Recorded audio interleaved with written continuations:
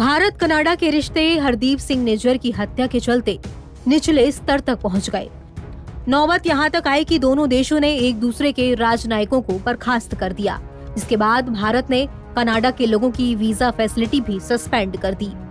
ये सब निज्जर की हत्या और उसका आरोप भारत पर लगाने की वजह से। लेकिन अब अमेरिका ने ही एक बड़ा दावा किया है, जिसमें निज्जर की हत्या के लिए पाकिस्तानियों को जिम्मेदार ठहराया गया।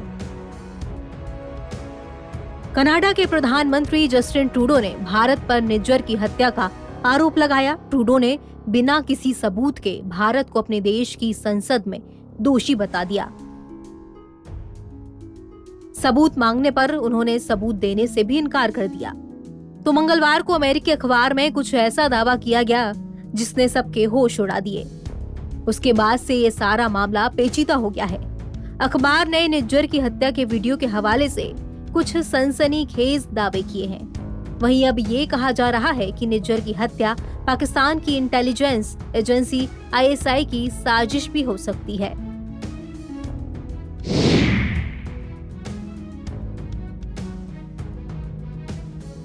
इस साल 18 जून को ब्रिटिश कोलंबिया के गुरुद्वारे के बाहर निज्जर की गोली मारकर हत्या कर दी गई थी। निज्जर भारत से अलग एक खालिस्तानी देश की मांग करता रहा था। जुलाई 2020 में भारत ने उसे आतंकवादी घोषित किया था। सूत्रों की माने तो हो सकता है कि ISI ने शार्प शूटर्स की मदद से निज्जर की हत्या करवाई हो। ऐसे में कनाडा में मौजूद ISI के एजेंट्स को हत्या के लिए इस्तेमाल किया गया हो। अमेरिकी अखबार वॉशिंगटन पोस्ट की तरफ से वीडियो के हवाले से ये दावा किया गया है कि निज्जर पर 2 सिखों ने गोली चलाई थी।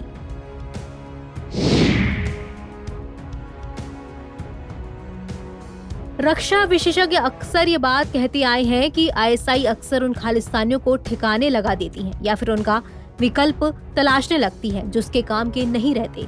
ऐसे में ISI ने निज्जर को भी इसी तरह से अपने रास्ते से हटाने का काम किया है। उसने उन खालिस्तानी गुटों के सदस्यों का प्रयोग किया जो निज्जर के गुट से अलग थे। मतलब कि खालिस्तानी गुटों के बीच गैंगवार की वजह से निज्जर की हत्या हुई है, ऐसा दावा किया जा रहा है।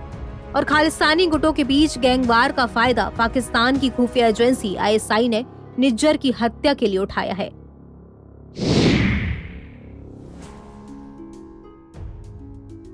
कई बार ये बात कही जा चुकी है कि कनाडा में खालिस्तानी गुटों के बीच अपने वर्चस्व को कायम रखने के लिए गैंगवार को बढ़ावा दिया जा रहा है। निज्जर के परिवार की तरफ से कहा गया है कि उसे कई बार जान से मारने की धमकी दी गई थी। निज्जर पर 50 गोलियां बरसाई गई थी और 34 उसको लगी थी। निज्जर के 21 साल के बेटे बलराज सिंह निज्जर ने वॉशिंगटन पोस्ट को बताया, मेरे पिता ने गुरुद्वारे के आसपास पुलिस निगरानी बढ़ाने के लिए कहा ताकि पूरा समुदाय सुरक्षित रह सके। बलराज के मुताबिक पुलिस ने उनके पिता को भी भरोसा दिया था कि वो इस पर ध्यान देंगे।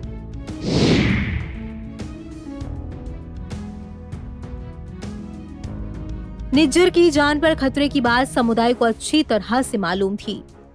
गुरुद्वारे के कुछ सदस्यों ने बताया कि जब उन्होंने निज्जर को अकेले गाड़ी चलाते देखा तो वो परेशान हो गए। बेटे बलराज ने कहा कि काश उनके पिता बुलेट प्रूफ कार चलाते, जो कि ब्रिटिश कोलंबिया में गैर कानूनी है। हरदीप बुलेट प्रूफ जैकेट भी पहन सकता था, जिसके लिए कनाडा में परमिट की जरूरत होती है। British Columbia Sikh gurdwara Council के प्रवक्ता मुनिंदर सिंह ने कहा कि निज्जर के मैकेनिक को हाल ही में उसके ट्रक के व्हील वेल में एक ट्रैकर भी मिला था, जिसके बाद सारे कयास पाकिस्तान पर आकर टिक गए हैं कि हत्या ISI एजेंट्स के द्वारा भी हो सकती है। लेकिन अब सबसे बड़ा सवाल ये उठता है कि अब कनाडा के प्रधानमंत्री जस्टिन ट्रूडो क्या करेंगे, क्योंकि उन्होंने सारे आरोप भारत के ऊपर मढ़े थे। क्या वो भारत पर लगाए हुए आरोपों को वापस लेंगे?